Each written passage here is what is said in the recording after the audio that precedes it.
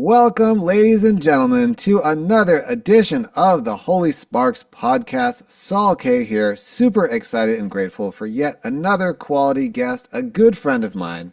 And without further ado, let me introduce and edify the man properly. Craig Parks has been a Jewish educator for over 30 years. His journey has seen him create and direct two successful Jewish day camps, create two teen bands that facilitate relevant and uplifting teen Shabbat experiences, write curriculum that has teens clamoring for more, speak at national conferences on teen engagement as well as inclusion, and in the last 4+ years, he has led multiple weekly Jewish meditation cohorts. Craig is also a veteran of Hava Nashira, where he studied with Debbie Friedman, Maseng, Craig Taubman in the 90s. He has been a core educator at SLBC, Song Leader Bootcamp, since 2012. On a personal level, Craig is married to his wife Rachel, and they have two incredible blessings in their children, Jonah and Neshama. Both kids love music, performing, and being an integral part of their Jewish community. Jonah is on the autism spectrum, and that journey has brought Craig a lot of growth, wisdom, and experience he wouldn't have otherwise had, including working with skilled specialists in development and behavior. Craig's professional experience, plus raising his two kids, created a burning passion within him to share the best of what he has learned to help other parents. The product of his passion is his parenting A to E, from stress to smiles, turning the mundane into the memorable. This is one of his biggest dreams, to help spread more love and peace in the world. Craig, welcome to the Holy Sparks podcast. Thank you, Saul. What an honor to be with you. It's just always interesting and lovely and amazing to be in connection with you. Nice to connect. And I believe, if memory serves correctly, we met at a NACA conference circa 2009, perhaps? It was earlier than that. It was around 2005 up in Oregon. I mean, NACA is National Association for Campus Activities, back when Craig and I were both attempting to be Dave Matthews or John Mayer or Fish or some combination of therein. And that's where they do college music booking. So we've been connected ever since. And for people on our podcast that are not familiar with you, tell us a little bit about how you grew up Jewishly and where you grew up. Yeah, well, it might be surprising given what I've been doing for a living, because I grew up actually in a pretty Jewish place. I grew up in Los Angeles, and more specifically in the San Fernando Valley, where there's a lot of Judaism. But I grew up completely unaffiliated, never belonged to a synagogue, never went to religious school. The extent of my Jewish experiences were really, we would light Hanukkah candles and we would have a Seder, and that was kind of it. My grandfather on my mom's side, he died when I was around 7, and one of his last wishes was for all of his grandchildren to have a bar mitzvah experience. And so I ended up studying with a rabbi for like 9 or 10 months to have a bar mitzvah experience. But now that I've been immersed in Judaism for 3 decades, I look back at that experience and I realize, I'm glad I was able to honor him and his memory, but that experience had no context because it had no community.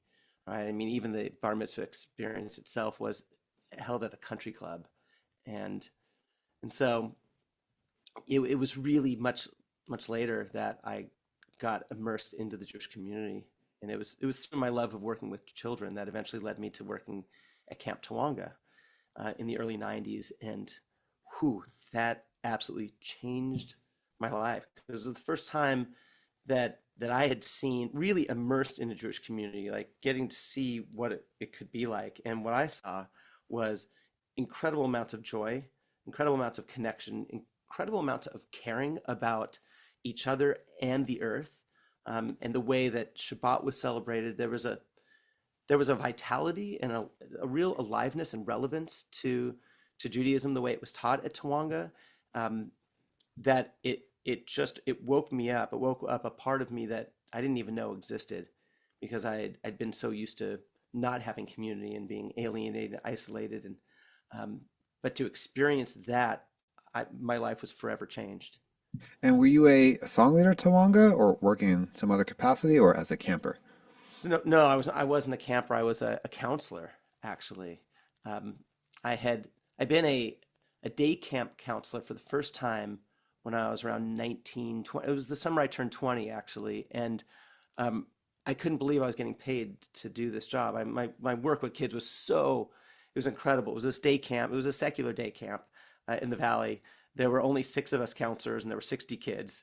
And the other five people I was working with, they were nice, but they seemed to be having a much different kind of experience than I was. I mean, I was having this really very elevated, deep experience. I think for the other five, it was a nice summer job for them, but for me, I was like, I cannot believe how much I am excited to get up to go to work every single day because the connection with the kids was it was palpable. And so then the following summer, I was actually in Australia living there for a year. And then when I came back from that experience, I went to UCSD Career Services. I was a student there at the time. And I went looking at summer camps and all these brochures, and I'm like, and finally I see one with Half Dome on the cover. And I'm thinking, I think I could, spend a summer in Yosemite. And I look, and it was Camp Tawanga, and I see it was a Jewish camp. And I think there was a part of me that had yearned to connect with my people and know, like, what is this all about? And so I applied, and I got in. I was a counselor, and I had not done any song leading or any singing up to that point. I mean, I was a guitar player. I was a guitarist. I mean, musically, I was all about playing guitar. But when I got to see, the legendary Jonathan Ferris at work doing his song leading, and we struck up a good friendship, and he eventually did, invite me to come and help song lead a little bit. So that was kind of my first taste of song leading, but it was really after that I became a song leader. Okay, so walk us forward. Sounds like you knew you wanted to be a musician early, and like myself, you didn't have a Jewish summer camp experience growing up. You came to it as an adult, which I think is a really unique thing as well. But two things. When did you decide you wanted to be a musician? And then when did that you connect the dots between that and Judaism? So piano was actually my first instrument, and I was probably 9 or 10 years old. And I'm so grateful to my first piano teacher because I've just heard so many stories of musicians, of people who didn't pursue music because their first teachers really crushed the spirit out of them. Yes, I took piano, quick sidebar, from the time I was 5, and I literally quit 20 times from 5 until I was 10 because I hated my teachers and I hated classical music. Back to you. Thank you. That's a prime example of what I'm talking about. I mean, and your spirit for music was obviously so strong, there was no stopping it. But for so many people, they're like, they're 8, 9, 10 years old. They're like, this sucks. They leave. When I sat down with my piano teacher, the first question she asks is, who's your favorite artist or favorite band? And I'm like, Paul Simon. The very next week, I show up to her house, and she's got the Paul Simon complete songbook. And so I got to learn how to play chords and read music from songs I was motivated to. So it was exciting to be like, oh my gosh, there's Scarborough Fair and there's Sounds of Silence. I'm playing these. So it was exciting. And I grew up listening to a ton of music. My dad, introduced me to, growing up in the 70s to Elton John and The Who and the Beatles. And I mean, that was kind of the soundtrack of the 70s for me, and Stevie Wonder, and music was just always hit me really deep in my soul. Um, so it was exciting to be able to play piano and play with the music of artists I love. Um, and then eventually I started guitar. I somewhat kind of late. I didn't start playing guitar till I was 17. Um, and uh, I think there was a part of me that really wanted to be a musician. When I turned 18, I told my parents when I was a freshman I wanted to be a music major. And like good responsible Jewish parents, they say, no, that's not a good idea. You can't make it in music. You need to make a living. And so I minored in music, and I kind of put it on the back burner. But eventually um, it was actually after college, I joined my first band, and it was a cover band. And when I finally graduated college, I everybody at the time was going to law school. It was, LA Law was the big, hit show at the time. And I'm like, I'm not going to go back to grad school until I feel a calling to do so. And in the meantime, I'm going to do something unusual, which is, I think, a lot more common now. But back then, for our generation, it wasn't as common. I was like, I'm going to just do what I love and just kind of see where the wind takes me. And I'm like, what do I love? I love music, and I love working with kids. And so I had my first original band out right after that, and I'm like Groove Omelette, and I started writing music and rocking out and living that dream. And in the course of that, I also called the JCC and said, hey, I love working with kids, just graduated UCSD. Do you have anything? And this, they had this after school program. And then um, there was another branch of the JCC. There were kind of two branches in San Diego. So I was kind of was doing both, and I was making $5 an hour with my degree from UCSD, and I was in a rock band, and and this one JCC was located behind Temple Solel, and during that year, the religious school director had been keeping an eye on me, and she came up to me and said, "Hey, we've been watching you. You're amazing with the kids. Would you like to be a youth advisor and become our song leader next year?" And this was one of those pivotal moments in life. You can kind of look at certain moments. You're like, if it had gone even slightly a different way, like the whole direction of my life would have changed. Well, this angel in my life, Ellen Fox, oh my God, I love her so much. She was the one who offered this to me. And I literally told her, I said, well, I don't sing and I really don't know any Jewish music. And and at that moment, most religious school directors would be like, well, thank you for telling me, good luck to you on your way. And she must have seen something in me, and she said, that's not a problem. We'll train you and let's do this. And I'm thinking, oh my God, we're going to combine music and Judaism and kids. Like, this is the best thing ever. And so, you know, I I started, and I think I played not by might, not by power, in every class for the first year, like six times each. Yeah, and eventually I went to Hava Nashira, and then that really changed my life. Getting to study with these masters like Debbie Friedman and Donnie Maseng, and experience services in a way that were so resonant and so alive, really impacted me deeply. So I never had a chance to grow up going to services, being bored, or having an association with it. My first real services were as a young adult, and getting to be with the masters, and hearing harmonies and melodies and explanations, the kavanah of these prayers that really touched my heart and soul and made me fall even deeper in love with Judaism. I love it. What a great story. Yeah, it's interesting. Steve Jobs is famously quoted by saying, "You can only understand your life looking backwards," and then there's little tiny pivot moments that could have, radically altered the course of your future. And so, talk about a little bit. I know that, having an autistic son, has influenced your journey and influenced what you're doing now. So maybe you can touch on that a little bit for everyone. Yeah, so my son Jonah, he's an extraordinary soul, really amazing kid. He's 20 now. But when you're about to have your first kid, you have these dreams, you have these visions. You're like, cool, man, this is going to be so awesome. I'm going to have my kid, I'm going to raise him. And then, when you get that diagnosis, and it was he was young, he was around 15, 16 months, we got the at risk for autism diagnosis. And just the whole world at that moment comes crumbling down, and a lot of fear, uncertainty, and what are we going to do, and what's going to happen? What does this all mean? Those are scary times filled with a lot of fear. Um, and my wife is an amazing champion. Has always been a champion for both of our kids. Um, but like she went into full research mode and figured out, what do we need to get him. And so, um, you know, occupational therapy and speech therapy and behavioralists, and working with all these specialists in this way. One of the things that a lot of the specialists talked about was affect, right, and the importance of affect, especially for, at the time, Jonah was nonverbal. He didn't speak till he was probably about 2.5, and to not know, will your kid ever say "daddy" or "I love you"?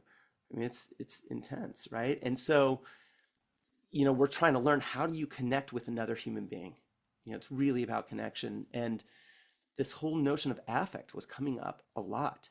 And as I was also reflecting on my work with kids and doing music with preschoolers, and I realized, wow, I think I was, affect.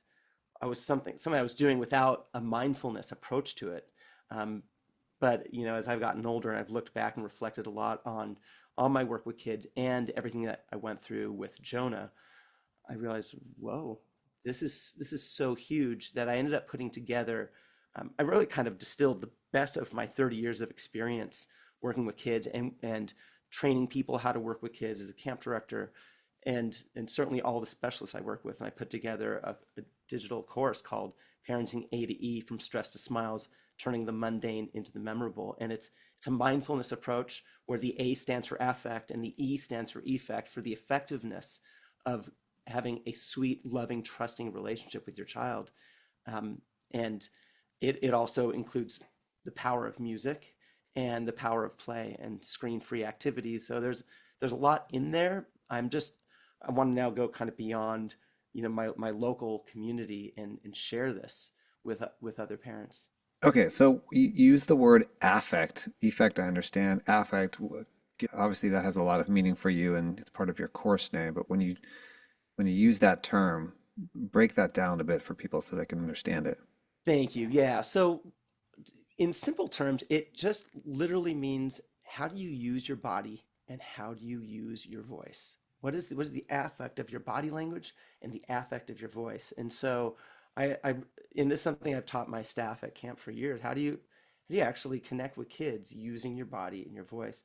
So the first part of the course is really about that, breaking down, like, how do you use your head and how do you use your face? How do you use your shoulders and your arms and your hands? How do you use the entirety of your body? And how do you use your voice beyond just the words that you say? And Tone. so all we have to move around this earth, right, is this body and this voice. And so this vehicle that we use, when we become mindful of how we can use it to powerfully connect with other human beings, it makes a profound difference in the depth and level of connection. This sounds obviously like something every parent in the world should have, but is there a specific demographic of people in terms of how old their kids are that this is targeted for, or is it for anyone with kids at any age? It is for younger it's for younger kids. It's for 0 to 5 year olds. And the music that I wrote for it was really to, when I say turn the mundane into the memorable, I was thinking about the fact that, we'll all have, our kids' birthday parties, or we'll take them to Disneyland once. And those are going to be memorable days and times. But the bulk of parenting is not those days. The bulk of parenting is the mundane. It's the everyday. It's the waking them up. It's making sure they're dressed. They're sitting down at the table with them and eating. And it's bedtime. It's making sure they're washing their hands, um, and having time with them to kind of to play or to dance and do these things. And so the music that I wrote speaks to these things. And when you do them ritualistically, I realized that that's what builds happy childhood memories. So, and I was reflecting back on my own childhood, and there were a couple of stories that really struck me. I was like, oh, so my dad worked really, really hard. He often worked 7 days a week. He was a CPA, and he was doing his best to, he was busting his ass to raise, 3 kids and provide, for his family. So I didn't get as much time with him when I was a child as I would have liked, or as he would have liked, And but when I think back on the memories I do have of my childhood with him, it was him actually hoisting me up on his shoulders and popping in music and dancing. Like, I distinctly remember those things, and he did that on numerous occasions. And it actually inspired one of the songs that I wrote for my own daughter, called "Dancing on Daddy's Shoulders." Right? And it's a really catchy melody, and I like, almost every day I'd put her up on my shoulder and I would sing that song. And if anybody wants that, they can have that song for free. It's on parentingharmony.com. And I just got really conscious about the fact that, oh, if if I put songs to rituals, things that we do every day, and it's fun and connecting, that's what builds memories. And that's what keeps me present in the moment of my own parenting as well. Another memory I look back on was my first grade year. I had a teacher, Mrs. Andrino, and I was thinking, I don't remember much about the day to day of first grade. I don't know how many people really do. We're 5 or 6 years old. But there was one thing that Miss Andrino did that stuck with me decades later, and that is, she ended every single day with the same song. Goodbye, everybody. Yes, indeed. Yes, indeed. Yes, indeed. So she sang this song. I'm like, I remember this song really distinctly. I was 6 years old, and here I am, decades later, remembering it, and it really impacted me. I'm like, wow, the power of music. When I realized that in my own summer camp that I was running, I wrote a goodbye song, and I had all my counselors with their groups sing the goodbye song to them every day at the end. I'm like, we can do the same thing and implant really positive, joyful Jewish memories for the end of camp. I love it. Yeah, it reminds me of, I'm sure you're familiar with Music Together. Hello, everybody. So that, we were singing that yesterday, and our kids did it when they were like 0 and 1. Here's a world tachlis, meaning bottom line example that I would be very fascinated to know if you have a song for this. Okay. This is something all parents that I know struggle with. Okay. It is the transition for getting out of the house in the morning to school. Okay. Help us out. Craig, you got to have something for this. And is the idea also with your chorus that people learn these songs, they sing them with their kids, or they play them at certain moments so you can dovetail these two things together? And if you don't have a song, you can just write one on the spot. Yeah, so it's kind of all of that. So one, there's songs that are already there and ready to use, and they're easy, and it comes with the lyrics and how to use the songs for maximizing connection. And then, but it also in the first part of the course is actually just teaching parenting A to E, right? How to use your voice and how to use your body and in different contexts. And really, my hope is that it sparks the creativity, right? So I've got 14 songs, but there's certainly more than 14 circumstances in parenting, right? So this particular one, it may not be a song, but again, it's how to use your voice. So something that I would do with with my own kid is, every time they would get into the car seat, when the click of the seatbelt, you could come up with a different sound effect, right? That would just totally be silly and make them laugh. So they look forward to like getting to the car. So that would just be an example of like, how can I use my voice and my creativity and my sense of play and silliness to have it be something that's pleasurable for the kid. I like that. That's great. Okay, so then on the next album, you'll have the transition. We're leaving the house. You know what I think of? There's actually a song that I think we heard on Sesame Street. You're making me think of when my kids were 2 and 3. It's like, brush, brush, brush your brush, brush, brush your teeth.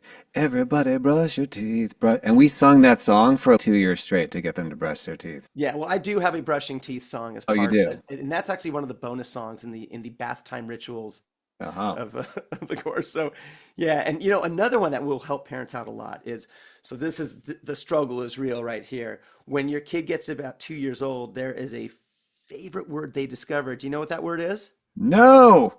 Correct. That word is no. Big time. And and when my daughter discovered that word, oh boy, did she fall in love for the first time. And so it can get frustrating when they're saying no to everything. Yeah. And I sense in myself like, wow, I'm starting to get a little bit, tense and not happy about this. And out of that frustration, I ended up writing a song called Favorite Word is No. And it's really, really, it's a fun, funny song that has her participate in it. And so when she started going down that hole, I would start singing that song with her and we'd both laugh and it would really diffuse a lot of that tension. And so like that that song really did a lot to help me. So from stress to smiles is delivered right in that one song alone. I love it. My son Elijah liked the word no so much that literally we nicknamed him Dr. No. We nicknamed him because he would start every sentence, even if he agreed with you, he would start it with no. He'd be like, no, and then agree with you.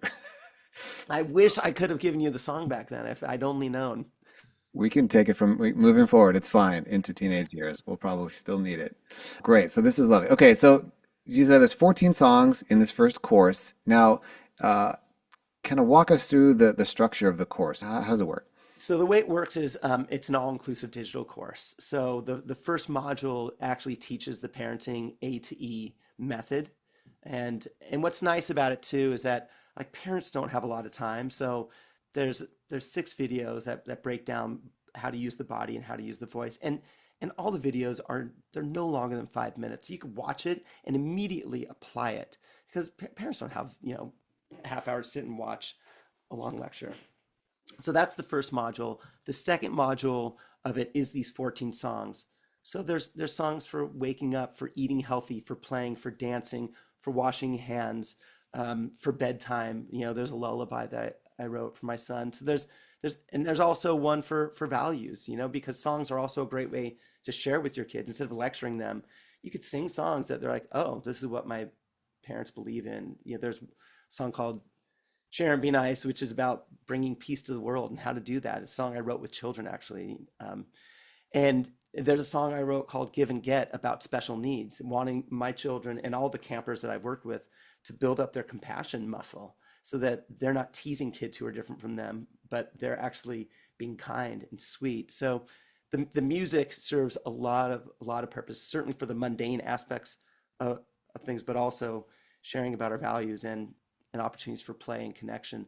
And then the third module of the course are 10 activities that parents can do that are all screen free. I know one of the struggles in today's world is, you know, it's easy to give a kid a screen, have it be the babysitter. And I don't, none of us really want to default to that, but we don't always know what to do. And it's like, well, here are 10 activities that are easy, they're fun, they're proven. I've done them at summer camp, done with my own kids, and it allows parents to connect with their kids on that level too. And then there's some bonus material like bedtime rituals, bath time rituals, how to get your kids to pick up clothes off the floor without nagging them. And then the final thing is I wrote a piece of prose called The Glider. And the day that we had to get rid of the glider that I rocked both my children on was like, for whatever reason, was such a deeply emotional thing for me to let go of. I ended up writing a piece of prose from the perspective of the glider, and I posted it years ago, and the response it got was quite extraordinary. So I've included that as a bonus to that piece of prose along with the picture of the glider. Nice. I love it. I think having a ritual for things that are precious to the kids going away is important, right? And I think it's a great idea. Are there any specifically Jewish things, content, rituals that are embedded in this, or is it more universal general parenting? Or perhaps that's volume two.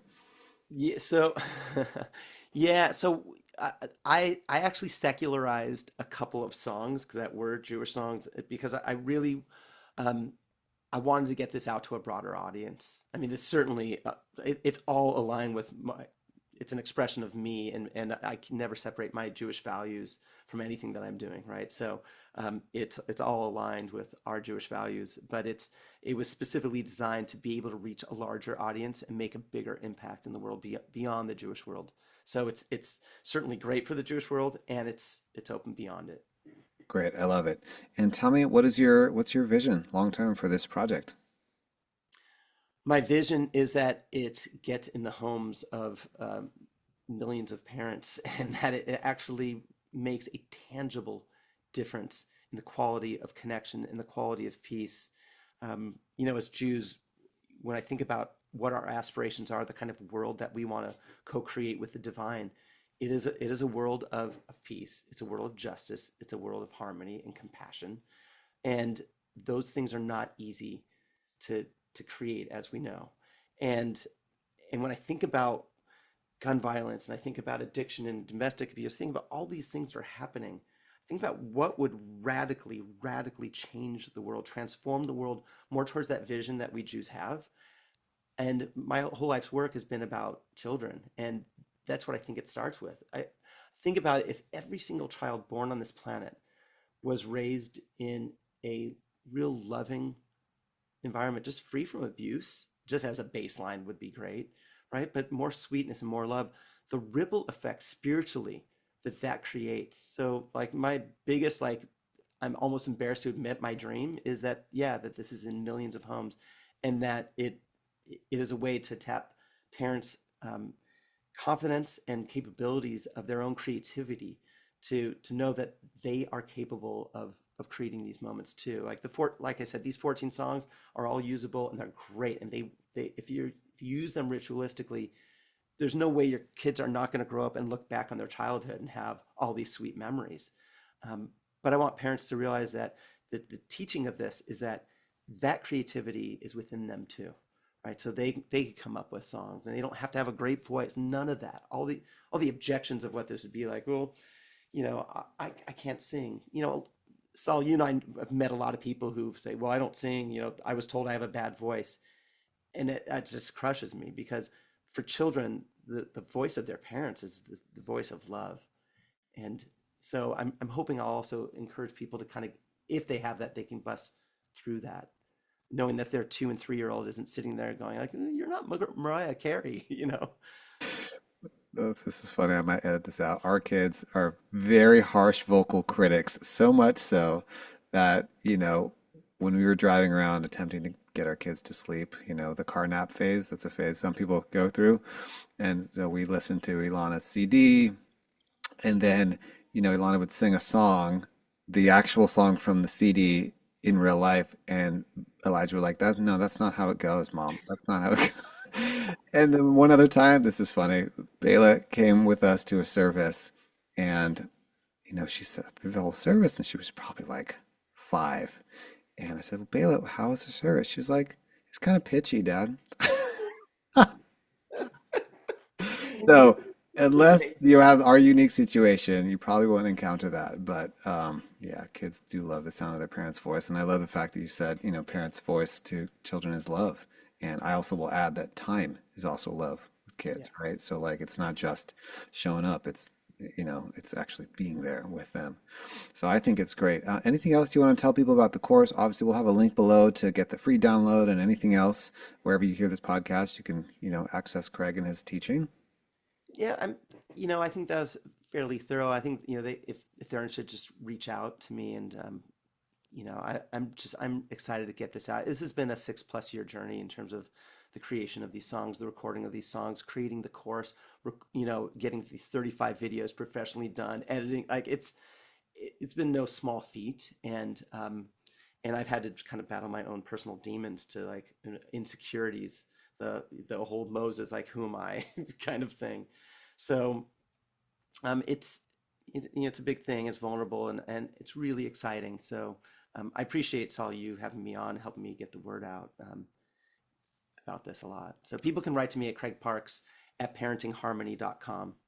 Okay, great. And we'll have that, all the links below and all the emails and everybody to get in touch with you. As we come to a close here, there's one question I ask every guest on the Holy Sparks podcast. Now, I know we haven't talked too much about Jewish content within the context of what you are bringing to the world, except for that it's infused with Jewish values, as everything that you do is. But I must ask you this question. What does the Jewish world need now most, and why? The Jewish world right now needs top-notch educators. It needs passionate educators. It needs people who aren't teaching just because they're just teaching. And they need people who aren't teaching rote things. They need they need educators who feel such a burning desire to share the amazingness of Judaism with with their students and and are compelled to be there and love being there with their students and are willing to take any question that a student has without being offended or any of that so that our young Jews can grow up understanding one, how deep, how profound, how joyful, and how wise our tradition is in helping and empowering to help them create a life that is meaningful, purposeful, and joyful and connecting. To me, if you think about every single educator in the Jewish world being infused with that level of passion and creativity in how they approach every time they're in front of a student, it would it would literally transform the entire Jewish world. Nachan, wow, that was a very original answer. I really appreciate your words and appreciate what you do and what you bring to the world. And I always want to end with a blessing that Hashem should bless you, that whoever needs to hear the message of parenting A to E, parenting harmony, should receive it, be open to receiving it, and that the ripple effect of parents ritualizing the mundane with their kids will create more loving environments, which will create safer households and kids that grow up feeling held and remembering that it's fun to be in a family, and that sense of security should really blossom out into the world and create a lot of healing and tikkun where it is needed, and it's needed everywhere. So with that, my friend, I want to say thank you so much for being on the Holy Sparks podcast. Definitely click on the links below, contact Craig, get in touch. Definitely get Parenting A to E, Parenting Harmony. It's going to transform your parenting experience. Thanks so much for being on the Holy Sparks podcast, and we'll see you next week.